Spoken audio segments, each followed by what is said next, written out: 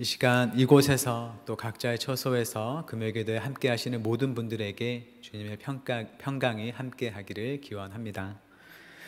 코로나가 현재 무척 빠르게 확산되고 있습니다. 하루 확진자가 7천 명이 넘고 우리가 살고 있는 이 서울에만 해도 하루에 2천 명이 넘게 확진자가 나오고 있습니다.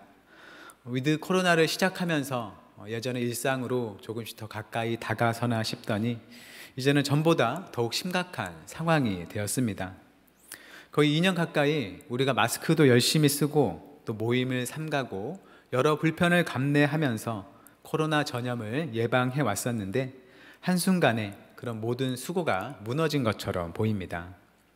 이제 정말 언제가 돼야 마스크를 벗고 두려움을 가지지 않고 사람들을 편하게 만날 수 있을지 쉽게 예측이 되질 않습니다. 지금 이 순간에도 치료를 위해 수고하시는 의료진들, 또 코로나 방역 일선에서 수고하시는 분들, 또 코로나에 감염돼서 또 치료받으시는 분들, 또 자가격리로 일상에 큰 제약을 겪으시는 그 모든 분들에게 주님의 은혜가 함께 하기를 기원합니다. 제가 숫자를 확인해 보진 않았지만 코로나 확진자 수가 늘어남에 따라서 교회에 나와서 예배하시는 분들의 수도 조금 줄어든 것 같습니다. 제 느낌일까요? 물론 날씨가 추워진 영향도 있겠습니다. 확진자 수가 늘어나면서 12월 6일부터 방역 체제에 다시 변동이 생기긴 했지만 우리 예배에 참여할 수 있는 그 가능 인원 수는 그대로여서 그저 개인적으로 판단하셔서 조심하시는 것으로 생각됩니다. 확진자가 정말 많이 나오는 만큼 어딜 다녀오시는 것도 매우 조심스럽고 또 교회에 오시는 일에도 적지 않은 부담을 느끼실 것 같습니다. 그래서 아마 얼마간은 현장 예배에 갈지 온라인 예배로 참여할지에 대해서 고민할 만큼의 상황이 된 것 같습니다. 얼마 전에 제가 청년부 시절에 함께 친하게 지냈던 동생과 식사를 하며 대화를 나눴습니다. 여러 이야기를 했지만 코로나 시대인 만큼 예배 참석에 관한 이야기도 함께 했습니다. 교회당에 가서 예배를 드리는지 아니면 온라인 예배로 참여하는지를 물어본 것이죠. 그에게는 어린 자녀들도 있고 또 생계를 책임져야 하는 입장에 있기 때문에 또 코로나 감염에 주의해서 온라인으로 예배를 드린다고 했습니다. 그런데 사람들이 간혹 얘기하는 것처럼 이 동생에게도 온라인으로 예배를 하는 게 현장에서 예배를 드리는 것과 완전히 같지는 않았던 것이죠. 아무래도 교회에서 예배를 드리는 것보다는 집중이 어렵기도 하고 또 모임도 줌을 통해서 하다가 보니까 모임이 전과 같지 않게 느껴졌습니다. 또 예배와 더불어서 모임이나 여타의 활동들에도 제약을 받다 보니까 자신의 신앙에 대한 스스로의 평가가 전보다 좀 못하다고 느끼게 되었습니다. 예전에는 사람들과 많이 만나서 모임도 잘하고 성경 공부도 하고 여러 봉사 활동도 하면서 활기차게 지냈었는데 이제 시간도 흐르고 또 코로나도 있고 해서 그 활동들을 멈추다 보니 자기의 신앙이 느슨해졌다고 느끼게 된 것입니다. 그 동생과의 대화가 저로 하여금 여러 생각을 하게 했습니다. 사람들이 예배를 현장 예배로 참여하는지 또는 온라인으로 참여하는지가 스스로의 신앙에 대한 인식에 꽤 큰 영향을 미치고 있구나 하는 생각을 한 것입니다. 사정이 있어서 그러는 것이겠지만 온라인으로 예배를 드려야 하고 코로나 전에 있었던 기존의 교회 활동들을 활발하게 못하는 그런 상황이 스스로의 신앙평가에 대해서 부정적인 영향을 미칠 수 있겠다는 것입니다. 전에는 예배에도 열심히 참여했고 교회 활동도 열심히 하곤 했는데 이제는 그럴 수 없게 된 상황에서 그런 일들을 못하게 되니까 자기의 신앙도 점점 수그러들고 식어가는 것처럼 느끼게 된다는 것입니다. 단지 스스로의 신앙평가에 대한 것뿐만이 아니죠. 다른 사람들에 대해서도 현장 예배 또는 온라인 예배 참석 여부로 그 사람의 신앙의 정도를 판단하는 경우도 있는 것 같습니다. 교회에 나와서 예배하지 않고 온라인으로 예배하는 사람에 대해서 아무래도 교회에 나오지 않고 있는 만큼 그 사람의 믿음도 그만큼 식은 것으로 본다는 것이죠.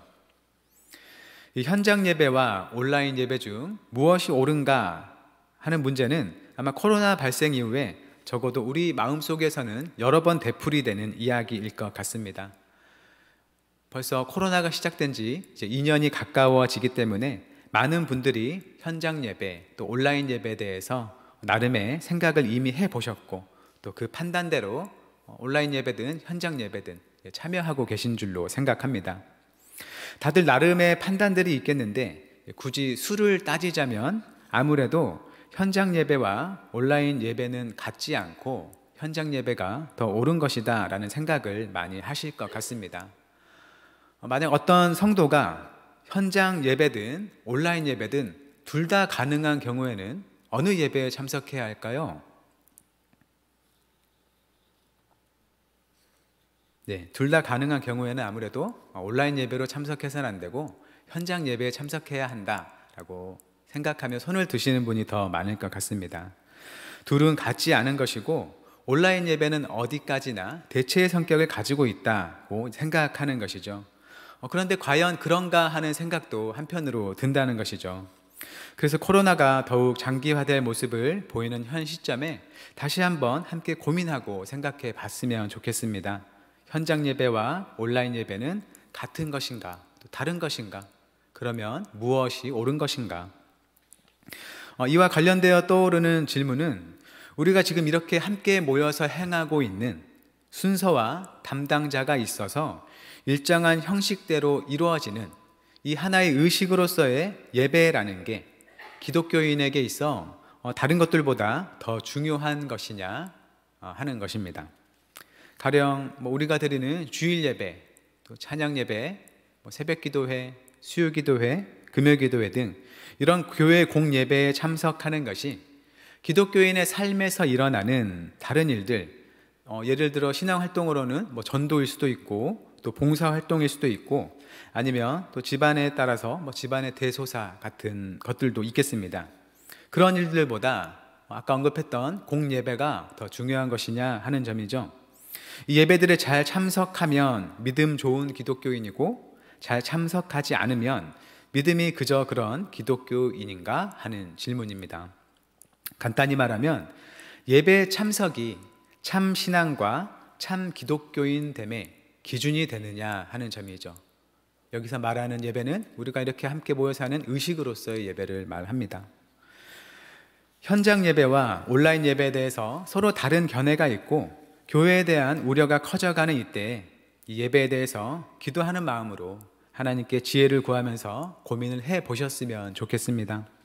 하나님 앞에서 기도하고 생각하면서 하나님께로부터 나에게 주어지는 답이 어떤 것인지 스스로 들어보기도 하면서 그에 따라 하나님께 응답하며 살아가는 우리의 믿음의 삶이 됐으면 좋겠습니다. 이 시간 본문 요한복음의 말씀이 예배에 대해 생각하는 우리에게 도움이 될 것 같습니다. 이 시간 본문은 예수님께서 남쪽 유대 지방에서 북쪽 갈릴리 지방으로 올라가시다가 그 중간에 있는 사마리아 땅에 들러서 한 여인과 이야기를 하시는 장면입니다. 예수님께서는 시원할 때가 아닌 한낮에 우물에 물을 길러온 여인에게 물을 달라고 요청하셨고 서로 대화를 나누던 중 예수님께서는 여인의 깊은 사정에 대해서 먼저 말을 꺼내셨습니다. 여인이 지금까지 여러 남편을 거쳤다는 다소 수치스러운 내용이었습니다. 처음 보는 예수님께서 자기에게 그런 말씀을 하시는 걸 보고는 여인은 놀랍니다. 이 시간 본문의 시작인 요한복음 4장 19절에서 이렇게 말합니다. 여자가 이르되 주여 내가 보니 선지자로소이다. 예수님의 이 생각지도 못한 말씀에 여인은 놀랐고 예수님은 분명 선지자일 거라고 여인이 말을 합니다. 그리고 아마도 자신의 그러한 이야기를 계속하는 것이 부담스러워인지 급하게 대화의 주제를 바꿉니다. 20절입니다. 우리 조상들은 이 산에서 예배하였는데 당신들의 말은 예배할 곳이 예루살렘에 있다 하더이다. 여인은 난데없이 예배에 관한 이야기를 꺼내고 있습니다. 아무래도 이 예수님을 유대인의 선지자로 파악하고 있는 만큼 예배에 관한 이야기를 하는 것도 적절하다고 판단했던 것 같습니다.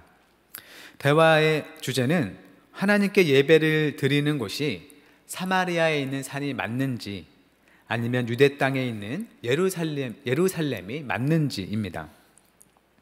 이 사마리아 사람들은 주전 400년경에 사마리아에 있는 그리심산에 그들의 성전을 지었습니다. 그들이 가지고 있는 성경에 따르면 유대인들이 가지고 있는 성경과는 다르게 바로 사마리아 땅의 그리심산이 하나님께서 제단을 쌓으라고 한 곳이었기 때문이라고 합니다. 그래서 사마리아 사람들은 그리심산에 성전을 짓고 하나님을 예배했는데 주전 128년경에 유대인들에 의해서 그 성전이 파괴되었습니다. 그런데도 그곳을 성지로 삼아서 그곳에서 하나님께 계속 예배를 했던 것이죠. 그렇게 여인은 자기네 조상들은 저 산에서, 저 그리심산에서 하나님을 예배해 왔다고 말을 합니다. 그런데 유대인들은 자기네와는 다르게 예루살렘이야말로 하나님께 예배를 드릴 곳이라고 주장한다는 것이죠. 하나님께서는 신명기에서 하나님이 택하신 곳에서 하나님께 제사를 드리도록 말씀하셨습니다. 그 택하신 곳이 어디냐에 대해서 유대인들은 예루살렘을 말하는 것이고 사마리아 사람들은 그리심산을 주장한다는 것이죠. 그래서 여인의 생각에는 아마 둘 중에 하나만이 하나님께 예배를 드릴 곳이어야 할 텐데 그게 어느 곳일지를 잘 모르겠다는 것입니다. 둘 중 한 곳만이 하나님께서 임하셔서 제사를 받으시는 곳이라는 생각인 것이죠. 이들은 제사의 방식, 제물의 종류들에 대해서 말하지 않습니다. 그런 것들보다는 과연 하나님께서 어느 곳에서 드리는 제사를 받으시는지에 대해서 관심을 가지는 것이죠. 우리가 현장 예배 또는 온라인 예배에 관심을 가지는 이유가 무엇인가요? 어떤 이유로 그에 대한 관심을 가져야 할까요? 우리가 드리는 예배가 하나님께 드려져야 한다는 이유로 관심을 가져야 할 것입니다. 하나님과 관련이 있는 예배가 되는 것, 하나님과 만나는 예배가 되는 것, 하나님께서 함께 하시며 우리에게 은총을 베푸시고 우리는 그에 대해 감사로 응답하는 예배가 되는 것이 매우 중요하겠습니다. 하나님과는 관계없이 단지 우리 교회 교인은 모여야 하고 서로 만나야 한다는 이유로 현장 예배를 고집한다면 사람의 모임을 위해서 예배를 이용하는 결과를 낳을 수도 있습니다. 물론 성도가 모이는 것은 매우 중요합니다. 그것도 우리가 드리는 예배의 한 부분이 됩니다.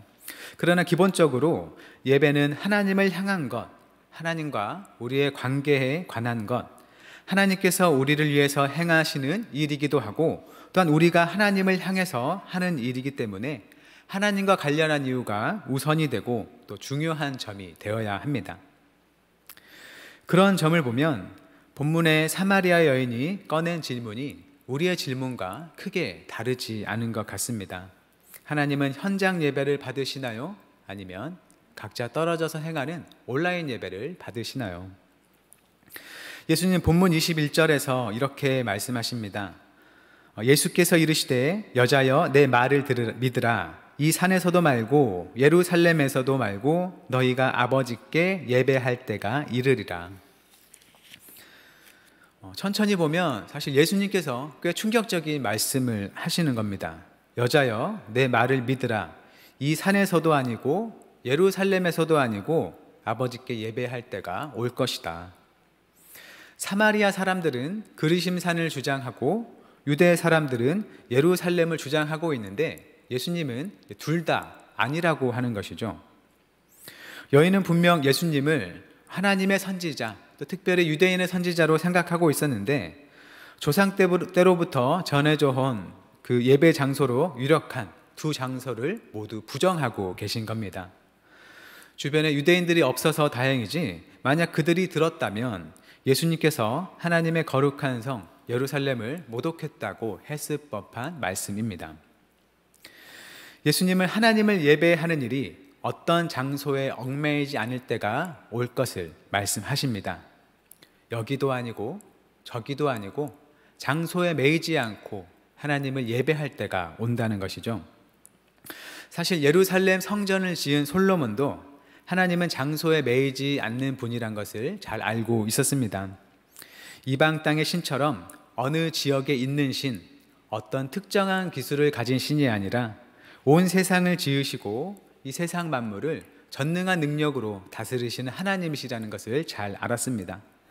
그래서 성전 봉헌 기도를 드릴 때도 하늘들의 하늘도 하나님을 용납하지 못하는데 어떻게 땅의 성전에 하나님을 모실 수 있겠냐고 말을 합니다. 우리가 밟고 선 땅과 세상의 모든 것이 하나님 아래 있습니다. 그런데 예수님은 거기서 더 나아가는 말씀을 하시는 것이죠.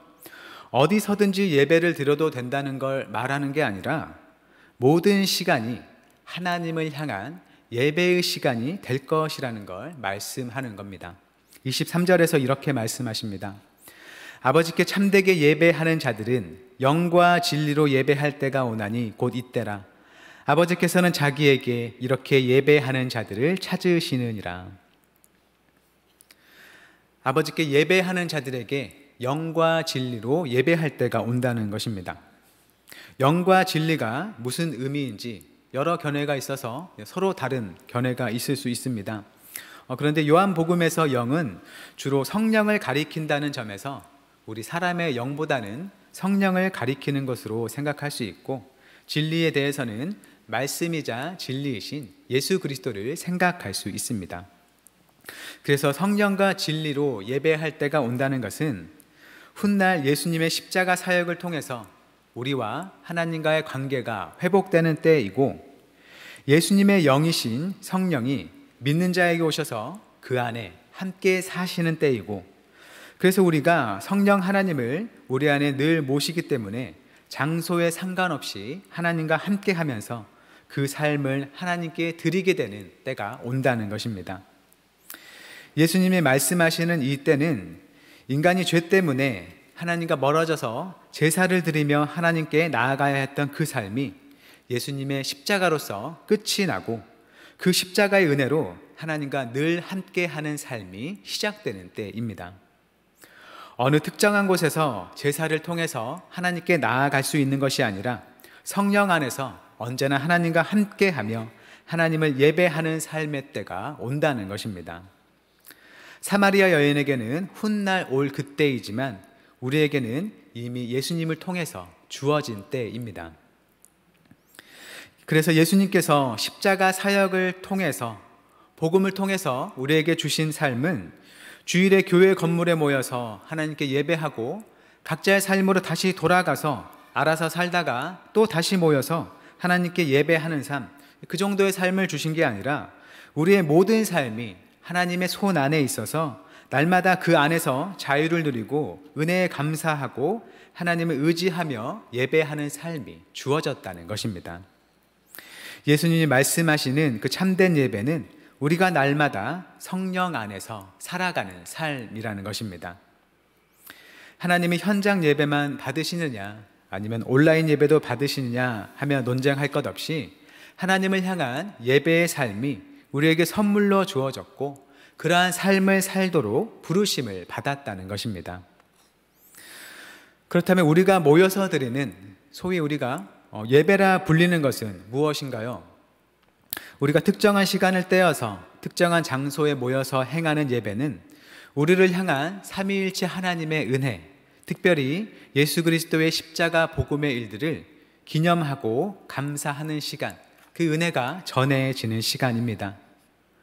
신약 성경의 많은 부분을 썼던 사도 바울은 서신서에서 이 의식으로서의 예배에 대해서 많이 말하지 않았습니다.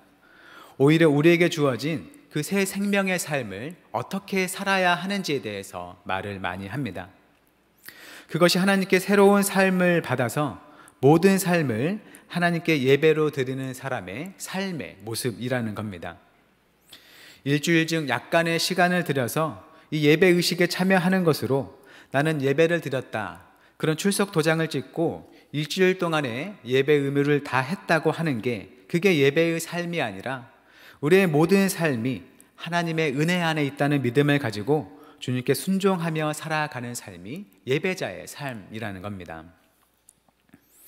현장 예배든 온라인 예배든 그것을 통해서 우리가 하나님을 만나고 하나님의 일들을 되새겨주며 우리를 하나님 앞으로 다시금 잘 데려다 놓으면 그것은 합당한 예배이겠지만, 그렇지 않고 단지 예배를 드렸다는 출석 도장의 의미만 우리에게 남기는 것이라면 그것은 현장 예배든 온라인 예배든 둘 다 하나님께서 받으시는 예배, 합당한 예배라고 할 수 없는 것이겠습니다. 예배는 마치 달을 가리키는 손가락과 비슷한 면이 있습니다. 성도가 함께 모여서 행하는 이 예배 일들은 모두 하나님을 향하고 또 하나님을 가리키고 하나님을 나타내기 위함인데, 그 하나님을 만나지 못하고 그저 사람을 보고 노래를 듣고 단지 분위기만을 느낀다면 그것은 달을 가리키는 손가락만 보는 일일 뿐입니다. 우리는 예배를 통해서 하나님을 경배하고 또 하나님께 영광을 돌립니다. 하지만 그 예배 자체가 하나님은 아닌 것입니다. 예배를 통해서 영광 받으시고 자신을 나타내시는 그 하나님이 예배보다 중요하다는 말입니다.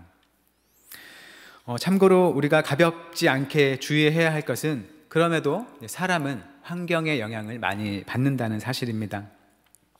우리는 우리가 놓여있는 장소가 우리의 생각과 태도에 영향을 미친다는 것을 잘 알고 있습니다. 시끄러운 시장에서 공부하는 게 쉽지 않고 또 맛있는 음식이 즐비한 뷔페 식당에서 금식을 하는 것은 매우 어렵습니다. 우리가 어떤 환경에 있느냐에 따라서 우리는 하나님께 잘 집중할 수도 있고 하나님께 집중하는 일에 방해를 받을 수도 있습니다. 다른 현장 예배라 하더라도 만약 내 근처에 내가 너무나 미워하는 사람이 있다면 하나님께 집중하는 일에 큰 방해를 받을 것입니다. 또 온라인 예배는 우리에게 개인적으로 조용한 환경을 만들어서 하나님께 집중할 수 있는 환경을 줄 수도 있겠지만, 그 집에 있는 편안함이 우리의 몸을 흐트러지게 할 수 있습니다. 장소는 충분한 의미가 있고 영향력이 분명 있습니다. 우리는 눈으로 보고 귀로 듣고 손으로 만져지는 것에 매우 민감해서 우리가 있는 공간은 우리의 예배에도 영향을 미칩니다. 그래서 우리는 예배의 공간을 꾸미는 것이고 그것은 우리에게 매우 유익합니다. 그만큼 장소를 무시해서는 안 되겠습니다.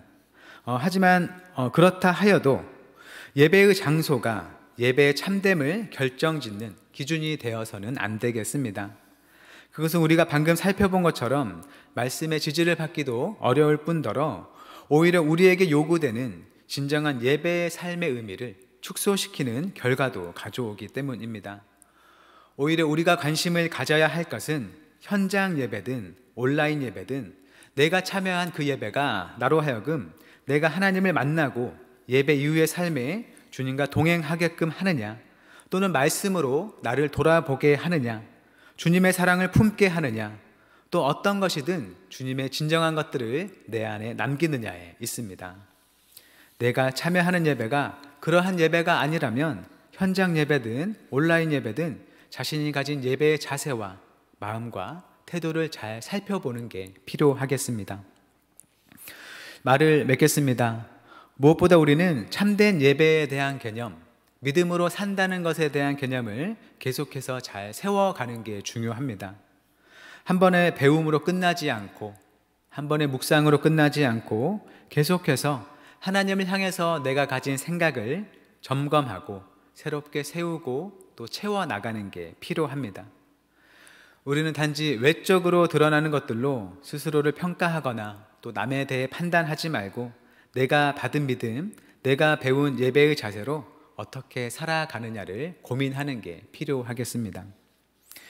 예수님께서는 영과 진리로 하나님을 예배하는 때가 이제는 이미 왔다고 말씀하십니다.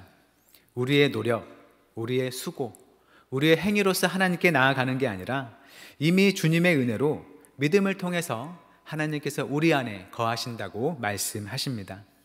그 하나님을 모신 성전, 참된 교회로서 살아가는 우리가 되기를 바랍니다.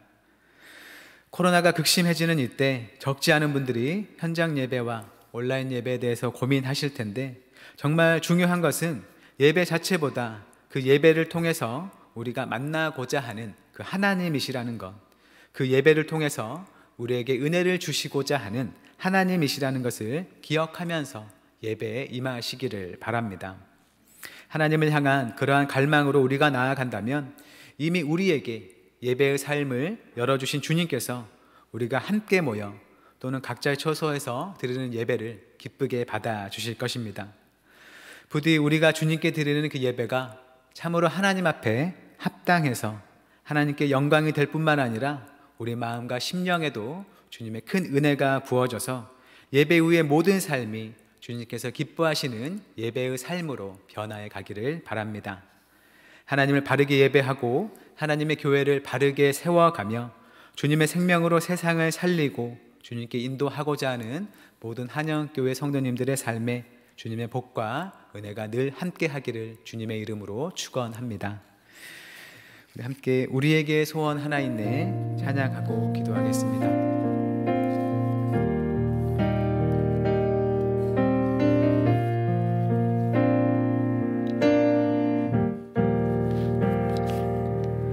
우리에게 소원이 하나 있네.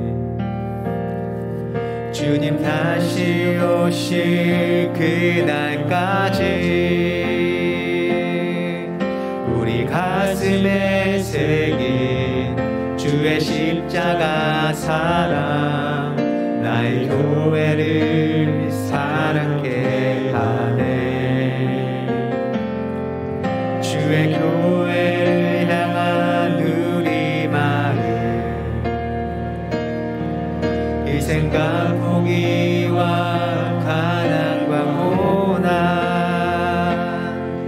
하물며 죽음조차 우릴 막을 수 없네. 우리 교회는 이 땅의 희망. 교회를 교회되게 예배 예배되게 우릴 사용하소서. 진정한 부흥의 날 오늘 임하도록 우릴 사용하소서. 우리에게 소원이 하나 있네. 우리에게 소원이 하나 있네. 주님 다시 오실 그날까지 우리 가슴에 새긴 주의 십자가 사랑 나의 교회를 사랑케 하네. 주의 교회를 향한 우리 마음 희생과 포기와 가난과 고난 하물며 죽음조차 우릴 막을 수 없네. 우리 교회는 이 땅의 희망. 교회를 교회되게 예배 예배되게 우릴 사용하소서. 진정한 부흥의 날 오늘 임하도록 우릴 사용하소서. 교회를 교회되게 교회를 교회되게 예배 예배되게 우릴 사용하소서. 진정한 부흥의 날 오늘 임하도록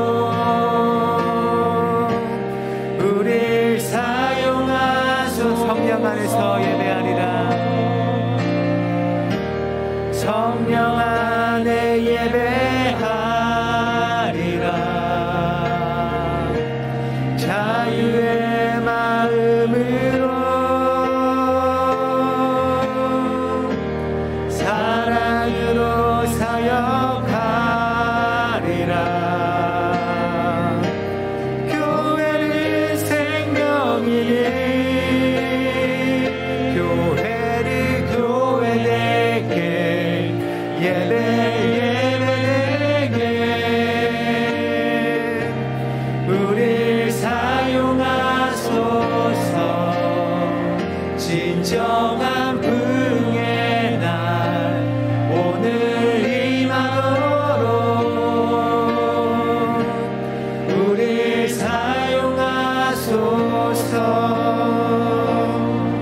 나눈 말씀을 기억하며 함께 기도했으면 좋겠습니다.